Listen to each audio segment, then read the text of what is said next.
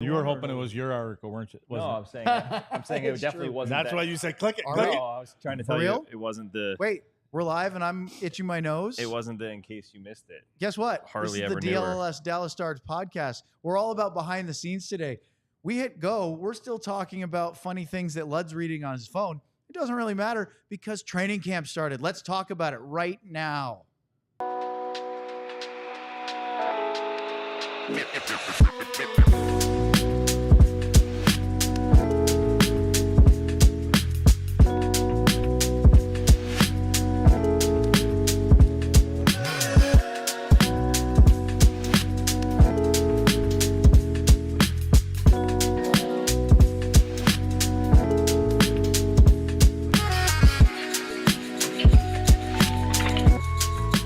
So I was supposed to do this from the rink in Frisco at the first day of training camp, but I forgot and got talking with people. So this is me in my car on the way to the DLLS studios. But did you see what happened previously? Check it out. And the Kings, we could go back and look at that at another time, gave up a King's ransom, no pun intended, to the Jets to get him. You've been working that on came that. out of the You blue. wanted to drop that in there Honestly, somewhere. I think the Jets made out like bandits. No pun intended. I'm going to continue to try to talk as you both are just sizzling on your computers right now, looking to see what OV shots were. Oh, I'm ready for it. Okay, what was it? Not. Well, I need to do a quick conversation about working with Empire today. Just a joke working with these two. I'm just telling you, it's a pain in the ass.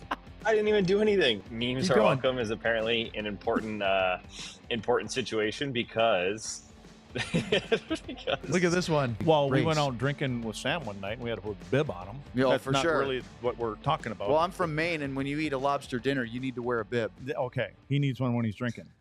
Like he's got a hole in his lip.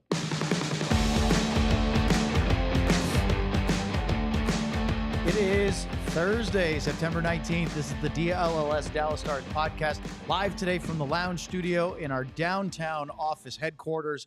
Welcome. It's Craig Ludwig, the two-time Stanley Cup winner, Sam Nessler, Owen Newkirk. 0 Stanley Cups between us. the high school state champion. Well, there you got that going for you. And guess what? Training camp started today. That's right. The Dallas Stars and most of the NHL, and I think everybody did, began training camp this morning. For the Stars, it was in Frisco at Comerica Center at their practice facility. They utilized both sheets. Sam and I were there, got a chance to watch a adorable. little bit. Yeah, look at that. We were there. And good chance to catch up with some folks that cover the team, both for the Stars broadcast, their website, as well as other media outlets that are, it seems to be growing, Sam. I don't know if DLS started something or if we're just perpetuating this, but it feels like there's suddenly a lot more interest in the Dallas Stars to start this year than there has been in the last few years. Yeah, no, there is. I think I mentioned yesterday that room was pretty full in the press conferences yesterday. Today was even more full because we had a nice little guest. I don't remember her name, but from the Children's Center asking the first 2 questions to Pete, which was awesome. But yeah, it's been cool to have a little more acknowledgement of the team here versus people all over the world writing remote. Luddy, should we make How sure? do you write articles when you forget people's names? Luddy, should we make I'm fun not writing of an Sam for article this? Not about writing her. an article today? Oh, So what you should say is if Sean was here, he would have had her life story. yeah. Oh, yeah. The Well, he's person that was professional. with the camera operating, find out all that backstory. And I remember we were playing in a summer soccer game. Sean and I were down in Austin years and years ago, and he was interviewing one of the players on the other team during the game on the field. I was like, do you have his whole history, his family tree? He goes, yeah, we've just been talking. That's a writer for you right there. I had to drive down the tollway.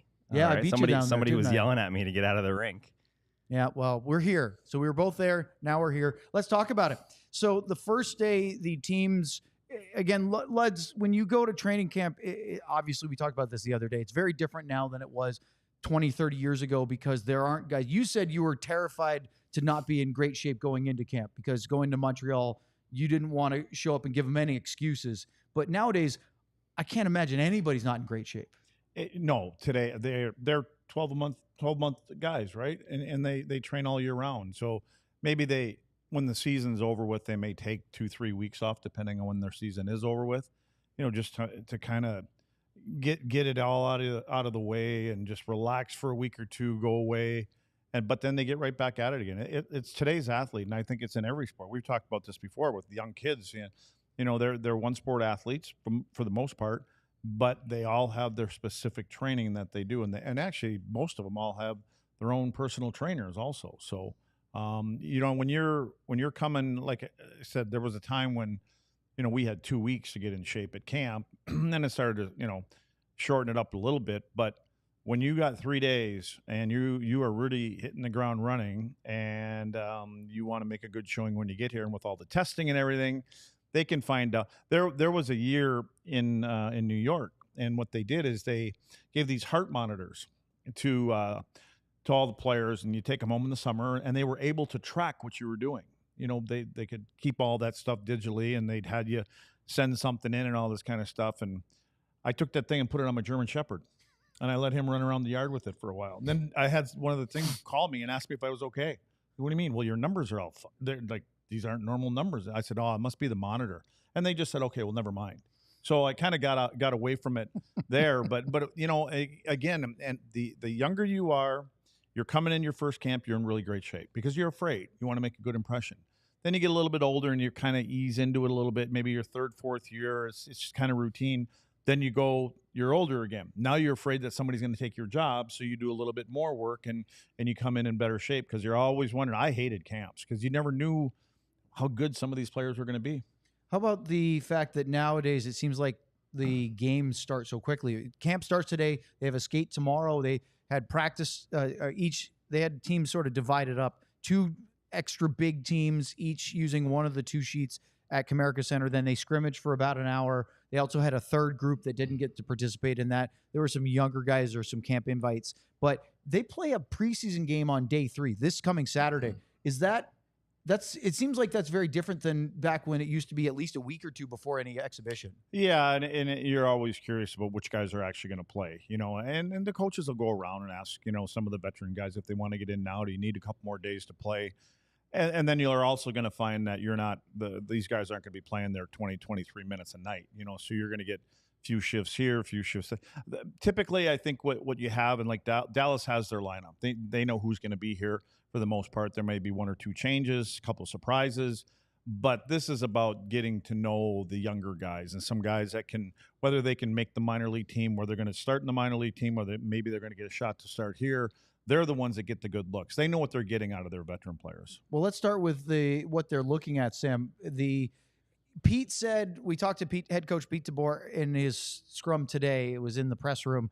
And he said, I don't take too much stock, and kind of cautioned everybody on D pairings and line combinations. It's very early. And to some extent, that's true. There's also some pretty obvious things that they're looking at to start day 1 of camp. Yeah, he did say there was some thought into it. Like he wanted, walk us right through it. He wanted to make sure we didn't get too ahead of ourselves, but we did see the Marchment, Duchesne, Seguin line that we talked about, that we all predict will be together. We saw Ben with Bork and Stankoven, and Johnston up on the top line with Donoff filling in for Robertson, who did skate by himself after camp. He was there today, just not with the team. Yep, with Rope Hintz. So it was somewhat obvious that there were some lines there that they did like, some that were last year pretty successful. And then on the D pairs, one thing Pete did say was they really like and want to explore the lefty-righty that we talk about so much. He's not sure they're going to end up in a lefty-righty situation, and who is, but they did go lefty-righty today with Miro Heiskanen playing with Matt Dumba. Bixel was playing with Petrovic, Harley with Lavushkin, Lindell with Lundqvist, with Smith rotating in. So they were clearly trying that out, especially the Heiskanen and Dumba one. I think we all thought that would be at least tried at some point, and so far it looked pretty good, and they're definitely going to try it out, but it'll be interesting. I think we'll see some rotation throughout the preseason. Buddy, you said a really interesting thing to me about the length of time. Said don't get too hung up on things in preseason, let alone the first 20 games. But we all said, we were talking about Miro on his left a week ago and saying it probably isn't going to happen. This actually gets the sense that they're at least highly considering trying a lefty-righty 3 pairs, and that would mean having Heiskanen, Harley, Lindell all on their own pairings.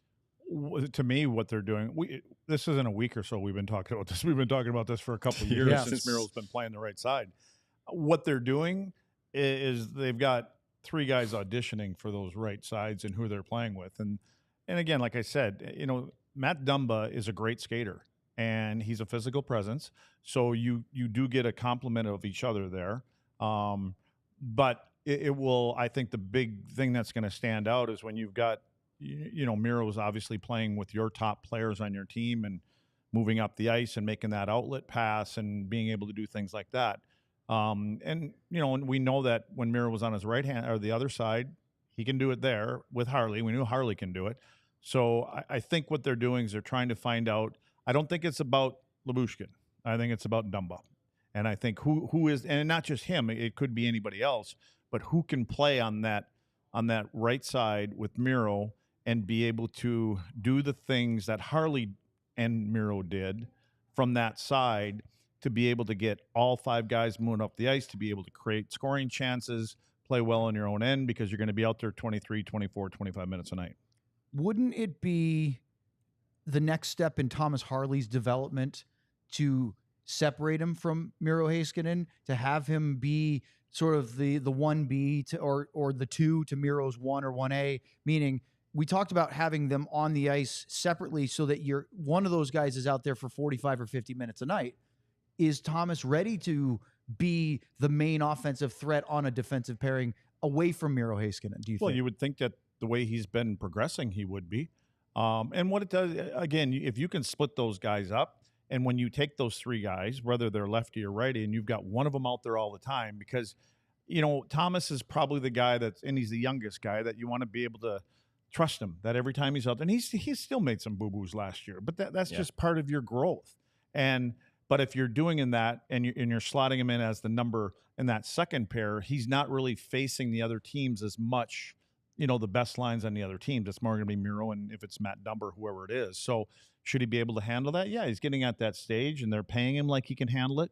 So, I mean, it's an experiment for him. But if he can play with Miro on the top pair against top lines, he sure as hell can play on the second line. Sam, we always talk about like first pair, second pair, third pair as far as time on ice, but Luddy's even talked about this at length of, look, Pete uses he uses all four lines. He plays his fourth line more than anybody in the league. Yeah. He plays his third pairing a lot more balanced. Wouldn't that then play right in by having Lindell, Harley Heiskanen on separate lines rather than being kind of top heavy with that group? Yeah, he talked about it yesterday, how it's great to assimilate younger guys or guys that maybe haven't been in that role. We're talking about Harley taking on a bigger role without Heiskanen. Their system allows that very well, but it also, you can't hide anybody because they're all going to play. They're all going to need to pressure the puck up the ice. They want to play fast. They want to create off the rush. So yes, but they also need to be ready for that role. But I think that if you can, essentially you're having a guy that you fully trust and has been doing this. Harley is a little bit of an exception all the time on the ice, right? And it's not like these right-handed guys are despite what the meme showed the other day, it's not like these right side defensemen are lacking or anything like that. They're not slackers. They're just those guys on the left side could really carry it, and the right guys can kind of fill in wherever they see fit. I think it helps them a lot to have that ability to. They're going to roll four lines. They're going to roll all three pairings. Maybe you have someone that can focus a little more on penalty kill because you have a little bit more of that ability. So I think the ability to have that freedom and that flexibility is always going to be huge. The three guys on the left side can play against anybody at home, and more importantly, they can play against anybody on the road. It comes down to when you're on the road, can the three guys that are on the right side play against those lines? Because if you're a coach on the other team, and if you know a little bit about one of those three, you've got a better opportunity to match them up in certain times of the game, certain situations. And so that's what it typically comes down to is can you play against everybody? I don't think Nils is in a spot, Nils Lundqvist, to be playing next to Miro, although if he could, that would be a really interesting combo. Having him with Esa makes a lot of sense, doesn't it? Yeah. I don't think he's going to have him be with Harley right away because that would be a very young and relatively inexperienced pairing. But having Esa with Nils seems to make a lot of logical sense. Okay, so here's a word that hockey players hate being called. It's soft, right? We hate it. We can't stand that word. When coaches call it soft, you'd like to do things to them. It's a very, very, very embarrassing adjective. And I don't mean this in the way it comes out, but if you have Nils and you have Miro playing together, I'm not saying they're soft, but they're a little bit lighter. Because Miro's not a guy that goes out and, I mean, he uses everything else. He's not a physical presence out there. He's not looking to hit first. Right. He's using his stick a lot. And I'm talking on the road. I'm not talking about as much as home. So when you know that about a pair, or when you know that about a couple pairs, and you're on your home ice, and you can match certain guys against those guys, and you can take advantage of that, and you can pound people, and you can make them give pucks away a little bit quicker than they want to, and they don't want to go into the corner first, and all those kind of things. And I'm not saying that I've seen them do that, but we fast forward to the playoffs, and those kind of things become really important. So that's where I'd be concerned about that pair as a top pair. And can he play pretty much mistake free for 24 minutes a night if you're going to play with Miro? What about and you like that sort of contrast of styles you have? These are the pairs they start with. You have Miro, you have, of course, you've got bite on the right side, at least your top two pairs, and then when you lift on your third pair, you have Essa, and Essa's your you've got presence. some bite out there in each pair, and you have some offensive with a guy like Nils, Harley, Heiskanen.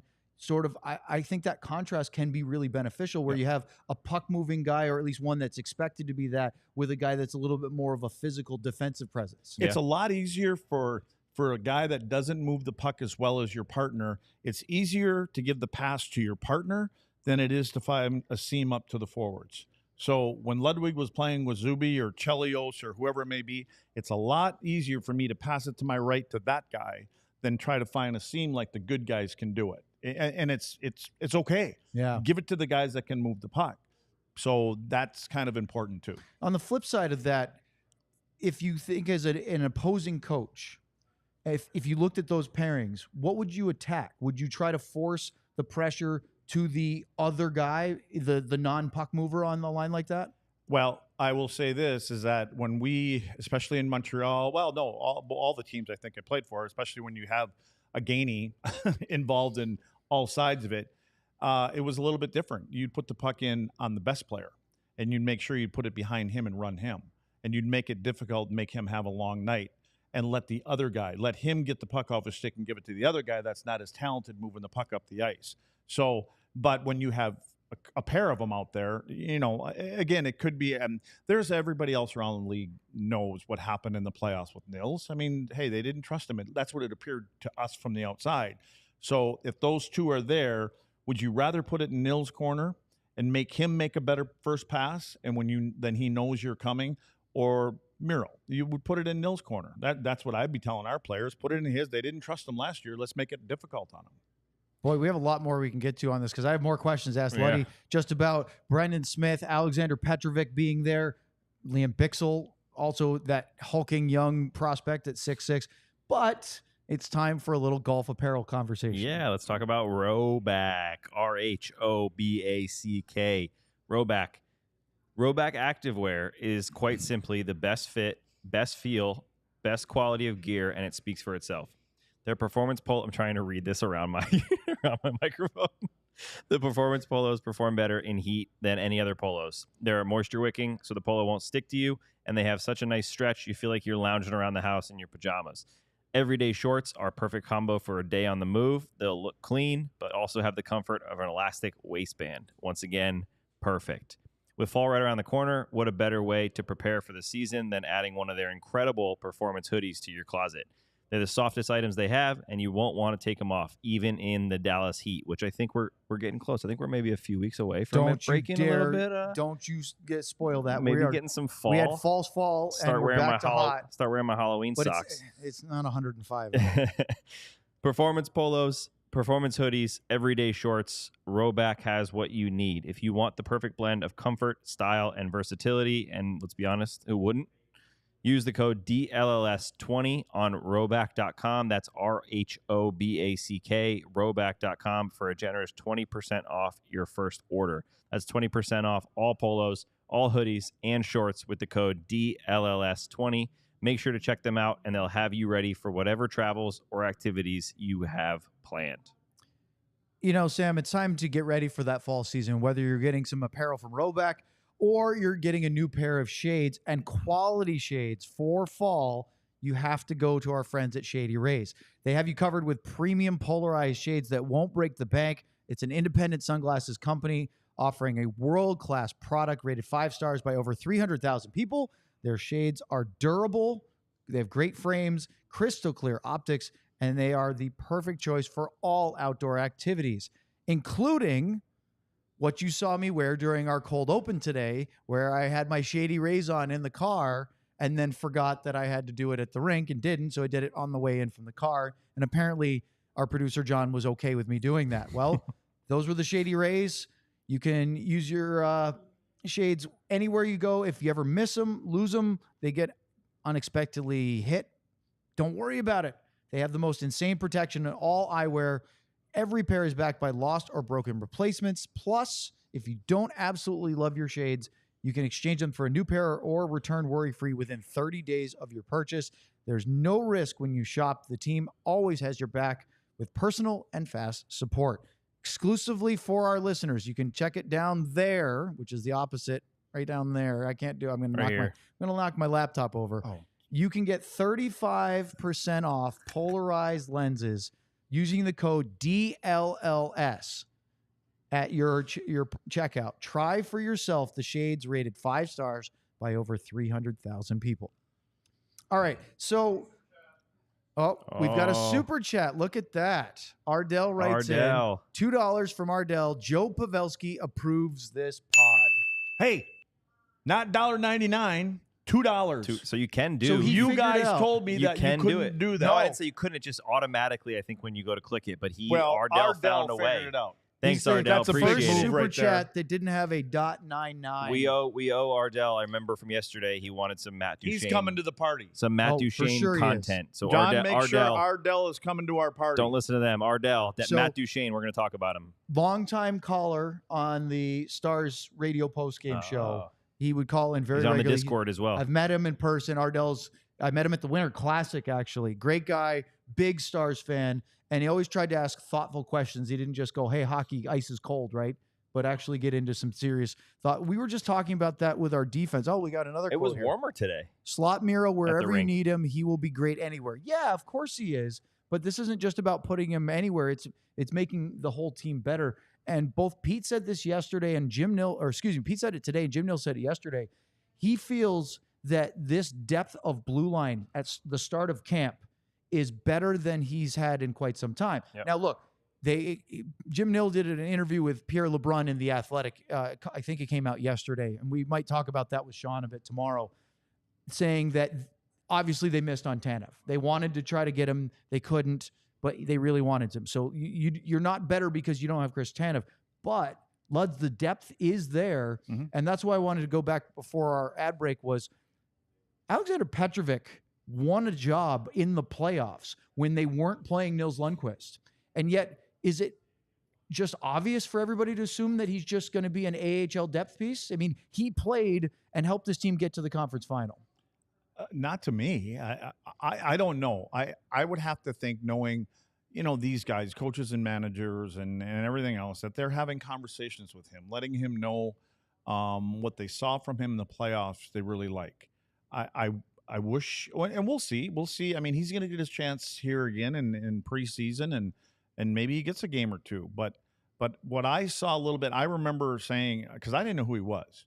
And in the first game, he got in the lineup and he played, and I'm like, well, okay.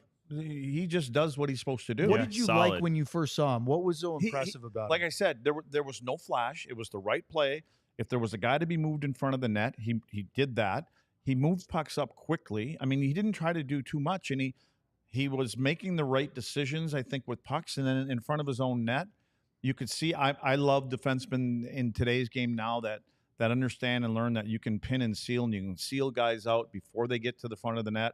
So many defensemen now, they just kind of let them come, and then they want to battle them there. He would meet them somewhere around the hash mark area, and as fast as players can skate now, and you get out to the point, the puck comes out to a point, they have to get it away quick. So you only need to interfere or kind of hold them up for a second or two, and when that defenseman's got to get the puck up the net, you hold him up, your goalie gets to see it clean. So just those little kind of things is what I saw from him. It looks like he's got good size. I've never met him, never seen him. 6'5". He's big. He's a big guy. Yeah, okay. So the TV didn't lie. No. So I don't know why they're not talking about him yet, but maybe there's a reason. Well, I think the depth forces them to kind of put him in the American Hockey League to start, right? You're not gonna put him up over there. You can't put Niels on waivers. Right. You got Brendan Smith, so I think he was playing with Bixel today, which seemingly might be the top pair in Cedar Park to start the year. But that's a big defensive pairing. Look, how many times have we heard Jim Nill over the years say you can never have too many defensemen on your team? Yeah, and that's that true. depth. There's been years except where last year during the playoffs. when they They didn't have enough. Ironically, that was how many times you say, well, you haven't had injuries all year, and same 6 guys or 7 guys have been playing, and then suddenly you're 8, 9, 10 deep in a playoff game. I remember, oh God, it was years ago now. Dylan Hetherington got called up from the AHL to play in a playoff game. And he was good when he played. And he was heavy. He was simple. He didn't try to do too much. And so I think a lot of times we get stuck, whether it's fans, broadcasters, media, thinking, well, they're not playing in the NHL. They must not be good enough. But there are more guys down at the AHL level that can come up and play a game or two. Now, can they play 10 to 30 games and be that consistent? That may be a different story, but to fill in here or there are plenty of guys that can come up and have a good game.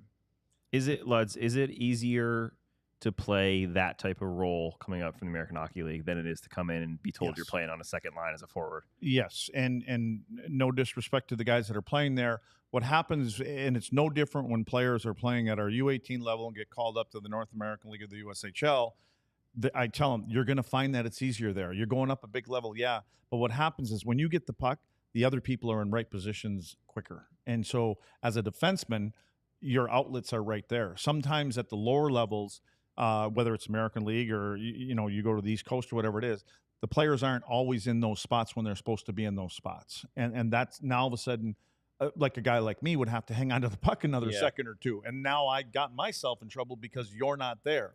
So that's the big difference that I find is like your outlets when you're a number 4, number 5, number 6 defenseman, you're supposed to make the right easy plays, make it the other guys, the 1, 2, and 3s, you get a lot more rope because you can make good things happen more often than not.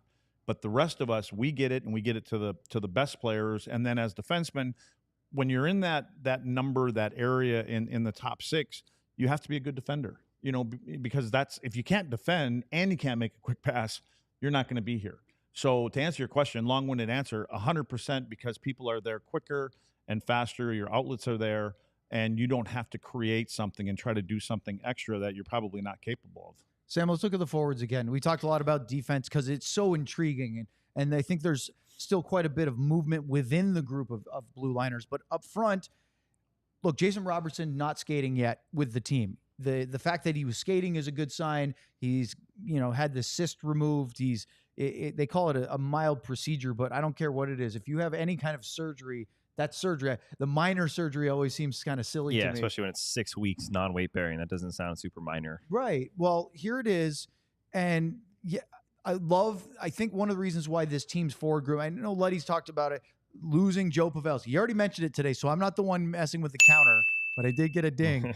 There is a hole there, and there's a leadership issue there. But they have, when you have Evgeny Dodonov on your 4th line, or at least how we projected it, and able to move up the lineup, and he scored the first goal of the scrimmage today on a nice pass across the crease from Wyatt Johnston. It was a good. He's capable of making those plays.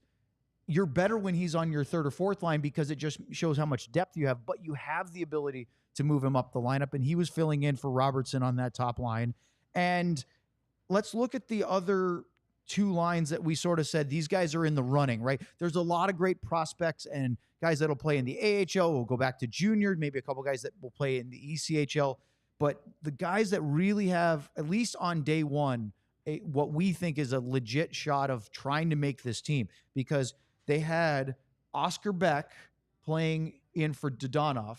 So he's drafted a couple years ago, big Swedish, really big guy, 6'3", 220 pounds or so. He is a large human being, and he was playing with Sam Steele and Colin Blackwell, and it felt very much like, well, we moved Dodonov up for Robertson, so when Robo comes back, he goes back to that top line. Let's move Dodonov back down, and maybe Beck is the first one that goes.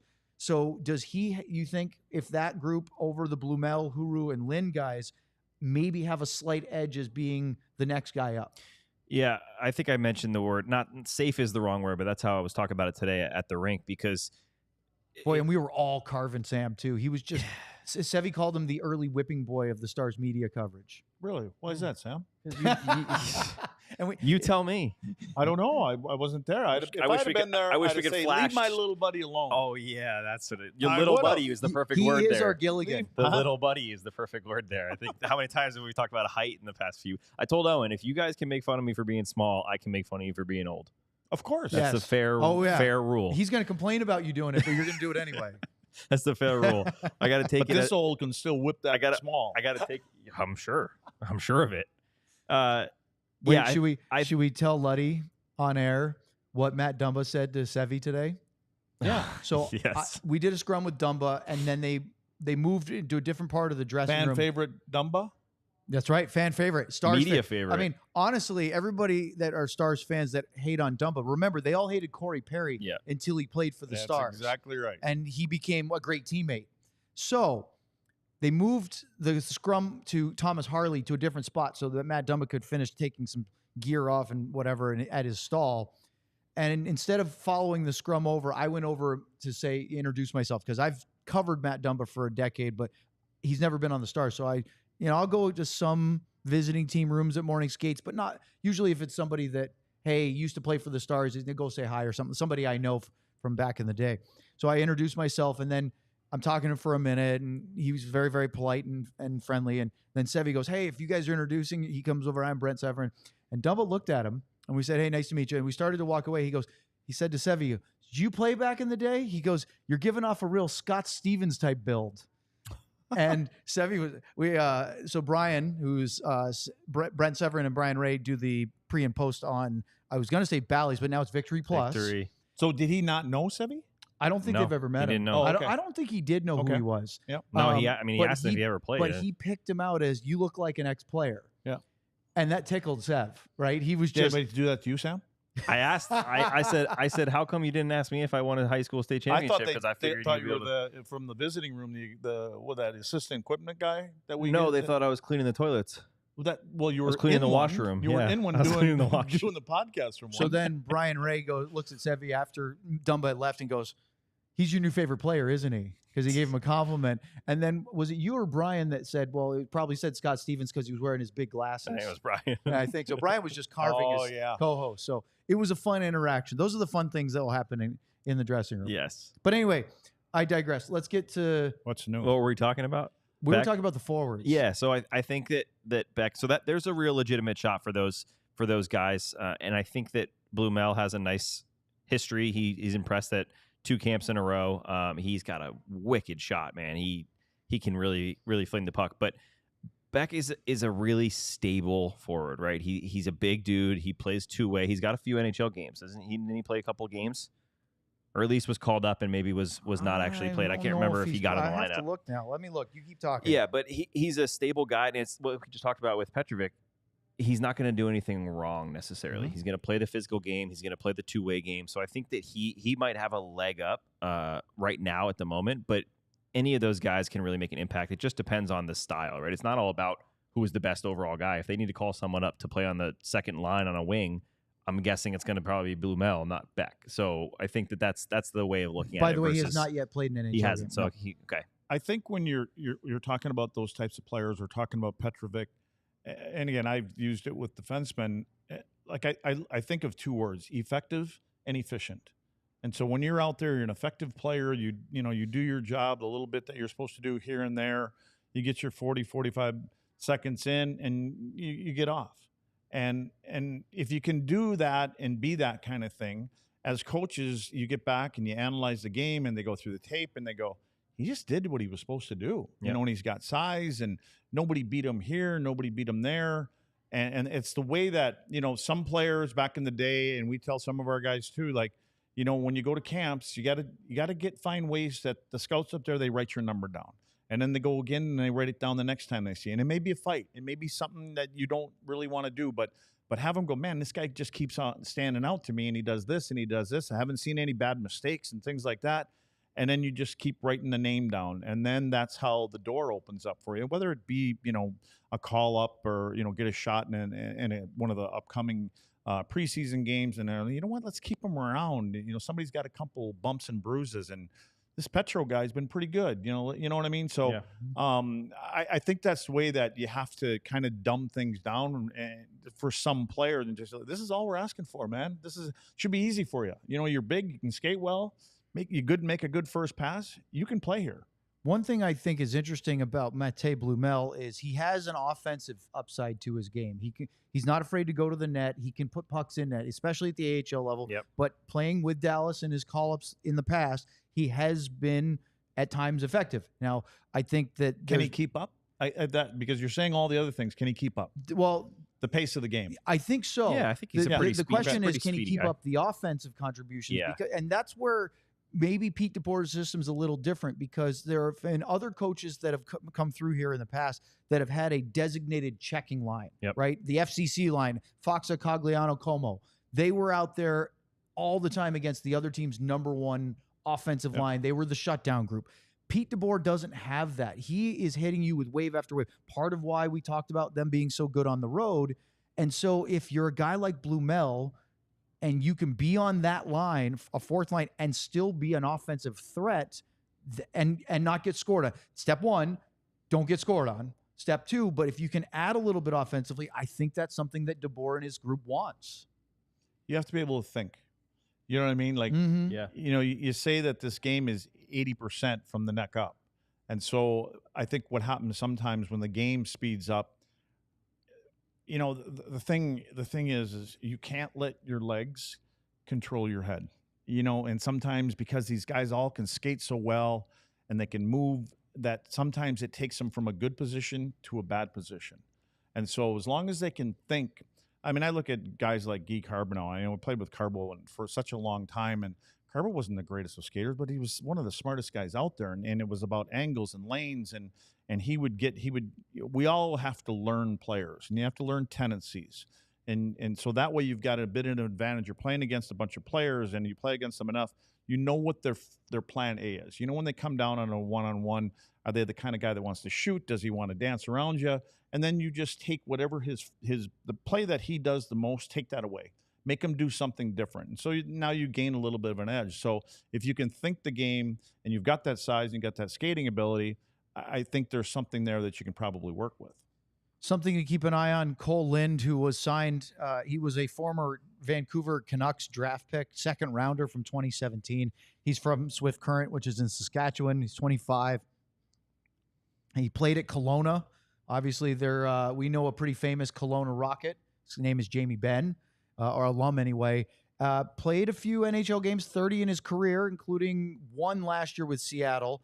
But 65 points in 69 games with Coachella. And by the way, 11 points in 18 playoff games in the AHL playoffs. The year before, he had 31 points in 26 AHL playoff games. Coachella's been good in the couple of years they've been the existence as the Seattle Kraken AHL affiliate.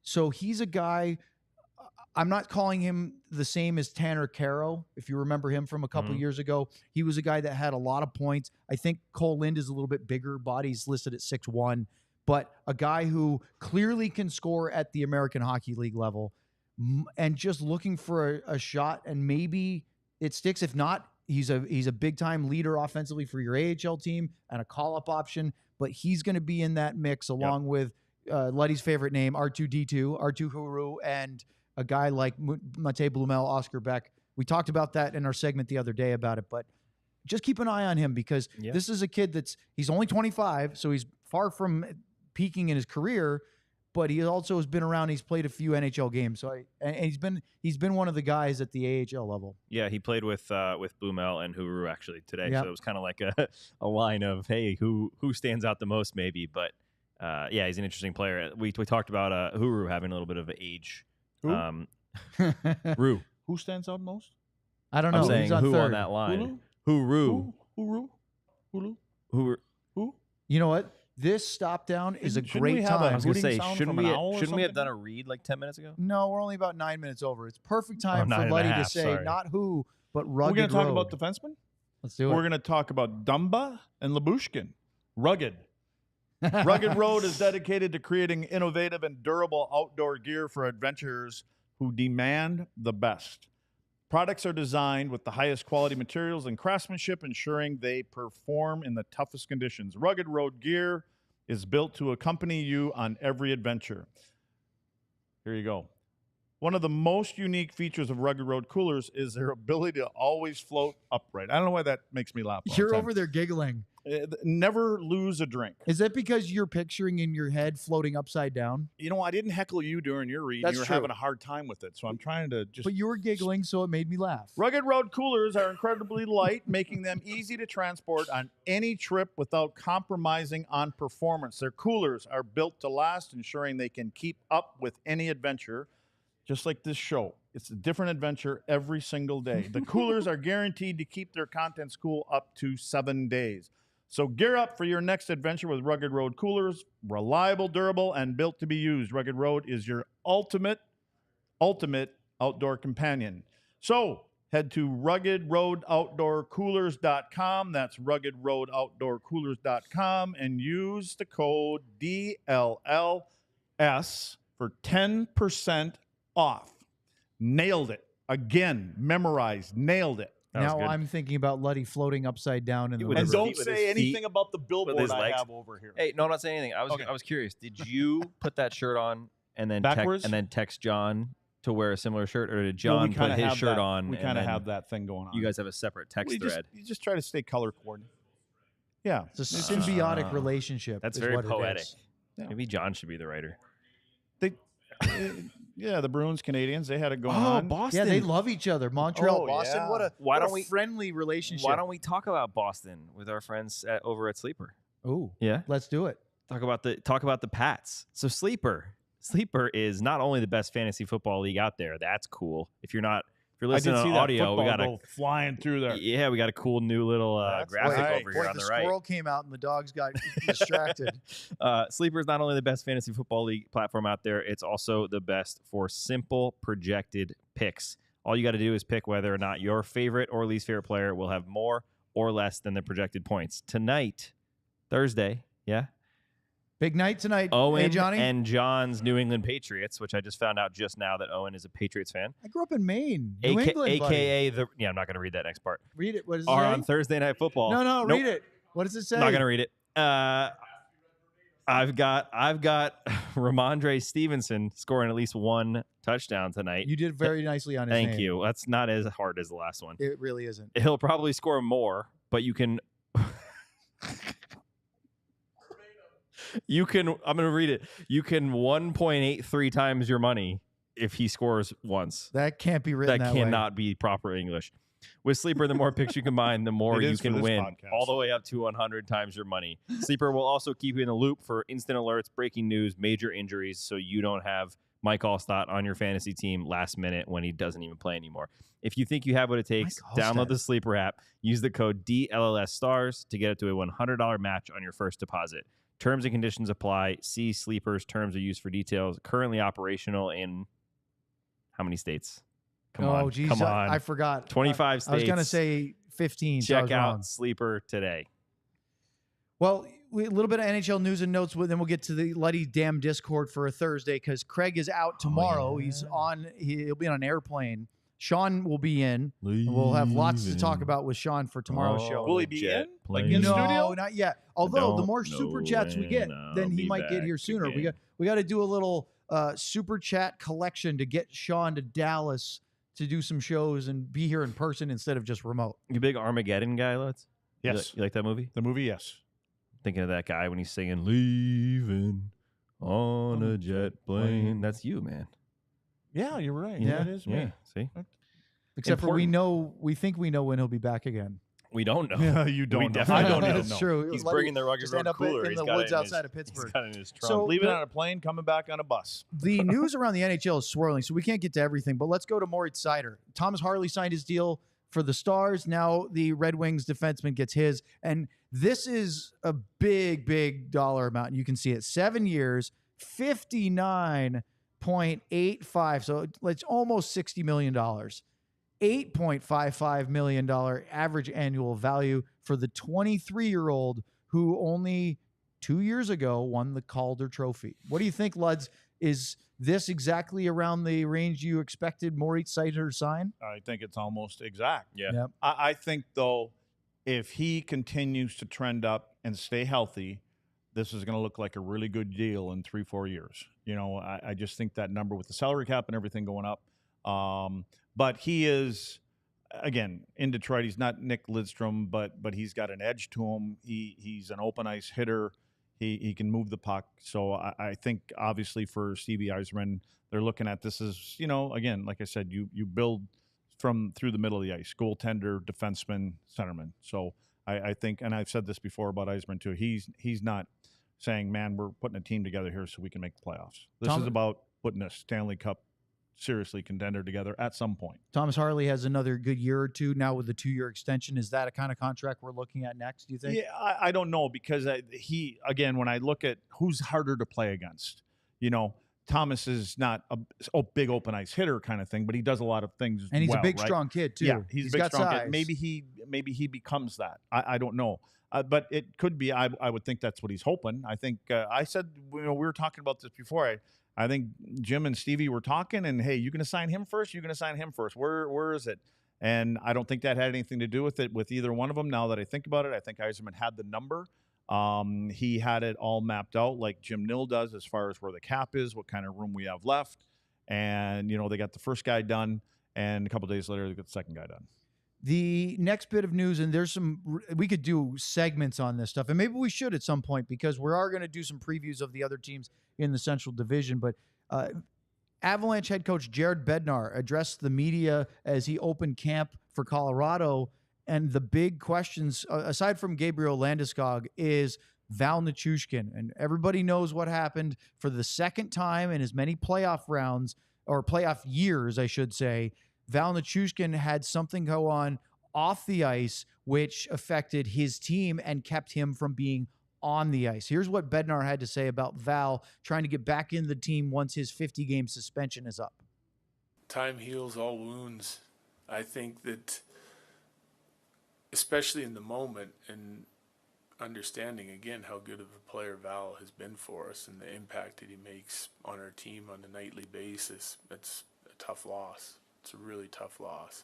So there's obviously emotions that come along with that, because even today we're going to talk to our team exactly, trying to lay it out for them exactly what we need to see from everyone when it comes to effort and attitude and how much they care and how much they have to show that with their actions. And, Val's kind of let us down in that regard for the last couple of years. It's a little different situation when you start dealing with, someone's personal life.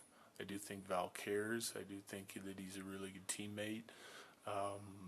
So, he's got some growing to do, and, we probably have some forgiveness that needs to happen before we can get to the spot we want to be at.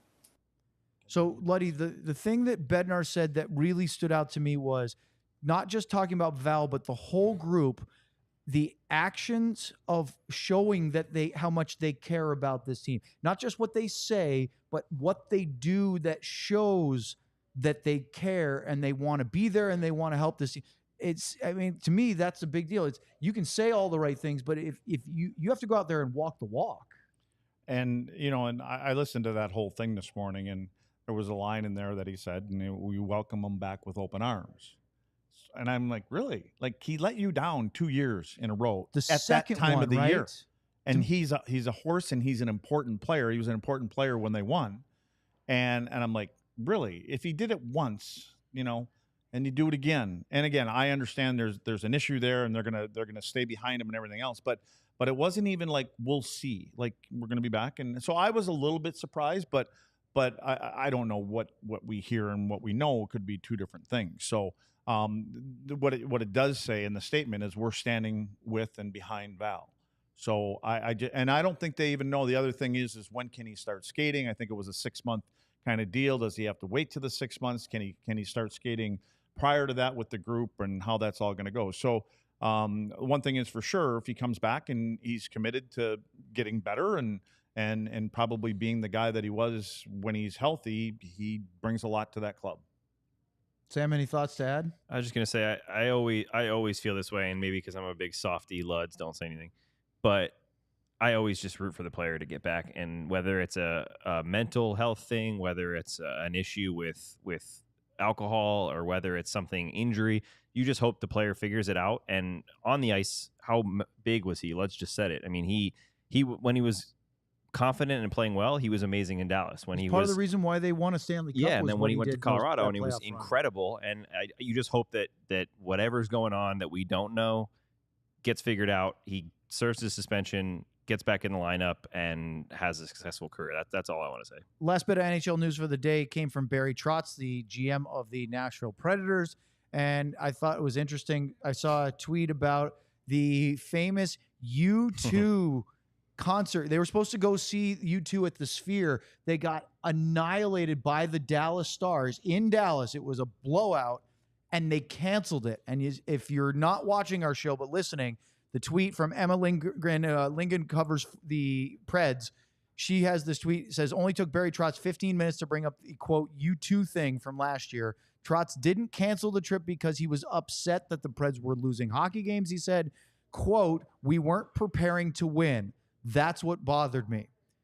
Luddy, to me, this feels like semantics. I didn't mind that we were losing. We just weren't doing enough to win. You can call it whatever you want. Look, they got blown out. They were not playing good hockey at the time. And somebody, whether it was Trotz or somebody else in the organization, said, the optics of you going to Vegas to see U2 at the Sphere isn't really good at this moment. 100%. And again, it's about how we perform in front of our fans, for our fans. You have a job, you are paid well, and that's what comes first. And if you're not doing your job and you're still getting paid, you can get fired.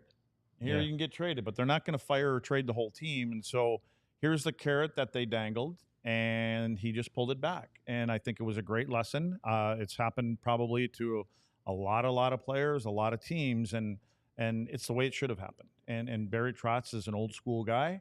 I think it definitely came from him, and he wasn't happy with what was going on. And the other thing is, you start to see things trickling in. That just didn't happen this one game. There was other things that were sliding from him as a team, as a group, individually, and it was just heading in the wrong direction. And why are we going to reward anybody when we've been seeing this? They've probably had a couple meetings leading up to that, the way that things were going, and that didn't have any effect on the guys. So let's take it away from them. Yeah, you're a coach, and I've coached lacrosse and young hockey and stuff like that. Young hockey? So many kids hockey, whatever you want to call it. Youth hockey? I just want to make sure I made Luds, it if you clear. ever coach young hockey, I just want to make sure it was that's clear close. that I was not coaching any. Since we've been doing this, not coaching any serious hockey. That was the point there. But young hockey. you reach a point where you can yell, you can get upset, but you reach a point where you're like, all right, this is not working. We need to do something. That was their version of it. And tell me it didn't work. No, and it did, and they got better because of it. You know what you do to a player in today's game. They all make their money. It's all guaranteed and stuff like that. What do they cherish the most as a hockey player? It's ice time. Ice time. So what you do is you take you take a shift away here and take a shift away there. Well, that wasn't happening here, and they probably tried some things internally, and the optics weren't good, and it was the right thing to do. And it's for the young hockey players. It's also hard to bench the whole team, Young right? hockey. Sometimes you can send that message with one or two players, but 18 skaters, you can't sit them all. No. That's why coaches get fired so often, because it's easier in today's cap world. Okay, so that was the NHL news and notes that we wanted to bring up today. I'm sure there'll be more we get tomorrow. But for a moment, before we get to the damn Discord, a quick word about being a DLLS diehard. We love the interactions already. The super chats are starting to come in. If you're a diehard, you sign up for the annual subscription. You get access to all the writing. And I talk about our show, but it's actually all of DLLS. So Cowboys, Mavs, Rangers, TCU. There's going to be other things that are added to the lineup. But Sam, Sean, they write great articles and coverage for the team. Not all of them are available for free. Some are behind the diehard paywall. If you're a diehard, you can get all of that. In addition to that, you get a free t-shirt promo code. So you get a code once a year, every year you subscribe as a diehard, for a free shirt at the DLLS merchandise store. So you can pick that out. That's a great value already for that. Of course, you get access to the diehard Discord, which is where we have this segment right now. It's our Friday, or at least it's Luddy's Friday. It's time for the damn Discord. And let's go to the first question of the this is what, the third time we've done it. Schmitty writes in, Luds, if you could have any former teammate on a wilderness trek across Colorado, who would you bring and why? Shane Churla. Shane Churla. For any reason you can think of. Good and bad. Churls is a guy, when he was here, he was at your side. We were roomies for a long time. He is an outdoor guy. I believe he's still living in Montana. He's scouting, I believe, for Montreal or someone there, Tampa, Montreal. Yep. Yeah. So he's kind of becoming a bigwig in the Montreal scouting department, I believe. Churls also has found 2 dead people. Found 2 dead people. Yeah. Like stumbled across? Yeah. One guy was in a car. One guy was on a motorcycle. Watching John write that down. Just kind of, Churls he doesn't just see dead people. He finds dead people. So, and again, you just at night, we've done some dumb things. You know what? We need to get together. him on our show. Churla as a guest. could kill a mountain lion with his bare hands. Oh, yeah. Ardell. Yeah, he'd just take a bite out Couldn't. of it. What do you think?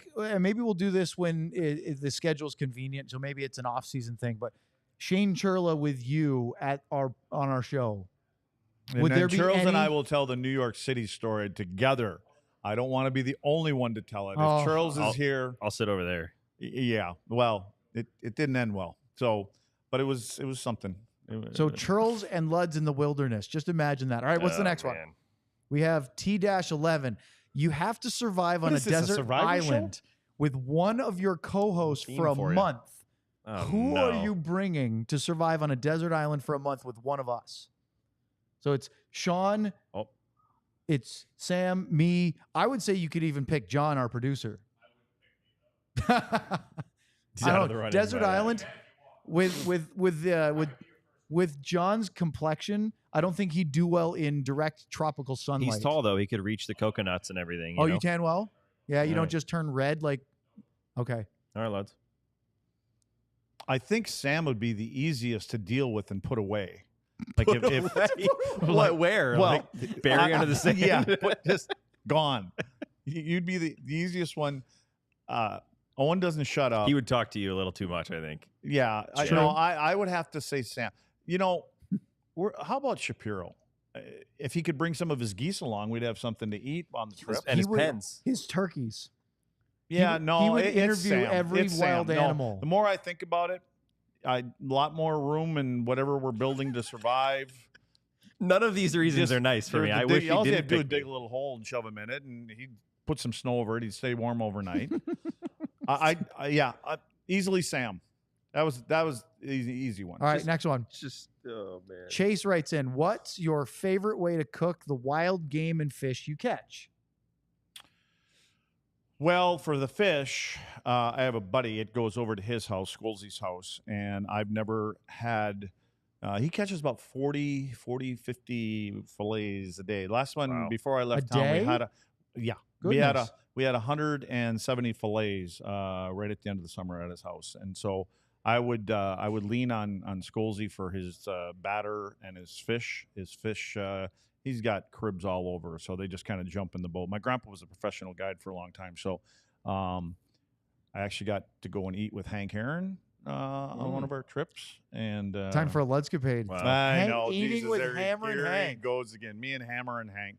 Bart Starr, out fishing with Bart back in the day when I was a young kid. Wild game. Yeah, he was one of those young hockey players, wasn't he? He's a sports writer. Does he, though? Do you know who Bart Starr is? What's the next question you were talking about? Seriously, you don't know? You know what? Football legend. I don't want people to start asking me the questions anymore. Let's just start naming the Oilers. Superstar athletes that Sam doesn't know as a sports reporter. I'll give you a hint. I said it, football legend. Why is he upset? No, I said it. What team? I didn't know what team. Really? I'll give you a hint. I know all of my old. Think about this. This is not hard. Why is Luddy as a young? You were a kid when you met him. When you fished with him. So Packers. There you go. Yeah. Bart Starr is like the original Packers quarterback. Yeah. You got to ask me about the old Mets because I used to have to drive in the car with my dad, and he would play that stupid AM radio talking about the Mets all the time. Although I wasn't listening, so maybe I wouldn't know that. But I said football. I'm so still taking them camping. Don't with give me too much crap, eh? So You're still taking him camping. Probably well, because the other wild game, Yeah. creamed. I like it creamed, like my partridge, cream partridge. All right, what's so- next? Yeah, what's next? The last one of the show. Sean O'Connor writes in, Connor McDavid with no goalie versus an entire C-level beer league team. Who wins? Bonus, if you're coaching the beer league team, what's your strategy to beat Connor McDavid? That's a great question. Break his ankle, Just attack chop him. him, Slashes. chop him, break his Take, wrist or break take a his couple ankle. penalties. Who wins? Of course he wins. I mean, Really, with no goalie. they're not going to touch the puck. Is there a referee? Yeah. Let's say Yeah, it has, otherwise let's you say just there's bludgeon rules. him to Yeah, let's say death. there are rules. Yeah, you're not going to touch the puck. He's still They- going to score as many goals. Couldn't as they you- just line up across the red line?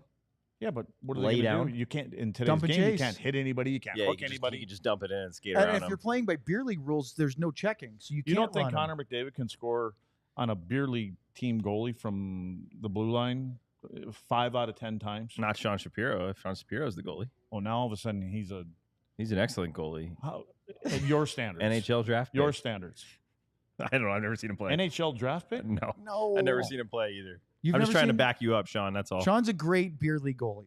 And he's in a Is movie. he? Great beer league goalie. And he's Yes, in- but he's yeah. not an NHL goalie. Okay, what level beer league?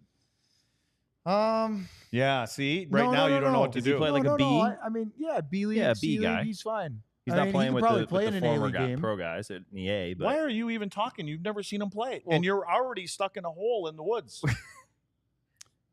I'm Can I just, tell you, I'm just gonna go. I'm gone. It's gone. Sean is unorthodox. He'll throw the 2-pad stack. He'll I love that. get an icing because he's trying to play the bishop. We used to call yeah. the Ben Bishop. Yeah. One of my favorite plays. Does he turn the hand over? By the way, I didn't get a chance to say hi to him today, but saw Bish there today. Jordy Ben. Jordy was there They too. were at- Yeah, at practice today. looking clean. Oh, yeah. Jordy's beard was looking clean.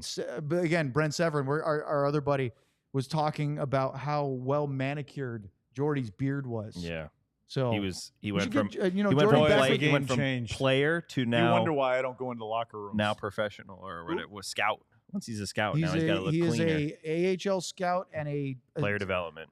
player development assistant with the Assistant. Dallas Yes. Stars now. and Yes. I had a thought last night. I liked told your you thought. about it. Yeah.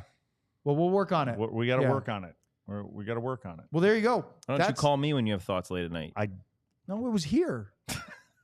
Okay. For obvious reasons. This is it for Luddy for the week. He'll be back on Monday, and then he's got a jolt. I mean, this guy's got a busy schedule. You have no idea. I might be doing remote on Monday because we could be playing late because this thing goes in Saturday, Sunday, Monday. Oh, so if you guys get to like the championship rounds, you'd be playing on Monday. Could be. Well, I wish you all the best Possible. on that. Yeah, I'm sure you do. I do. Good luck. Heartfelt. in the Steel City, America's team. Thank you for your diehard Discord channel questions, or as we call it, Luddy's Damn Discord. We will be back tomorrow. Sam and I are going to go watch a little bit more training camp, see what the next sort of topics are as they get ready for the first exhibition game, which will be on Saturday. But look, the training camp's underway. That means the season's not that far away. Sean will be in our game or show, whatever we're doing tomorrow. He's remote. Luddy messed me up because he was asking if he was going to be here. Not yet, but we'll get there. So that'll do it for today. For Craig Ludwig, for Sam Nestler, I'm Owen Newkirk, and for our producer, John Anderson. Thanks so much for joining us. Have a great rest of your Thursday. We'll see you tomorrow. So long, everyone. We all silly like the mayor.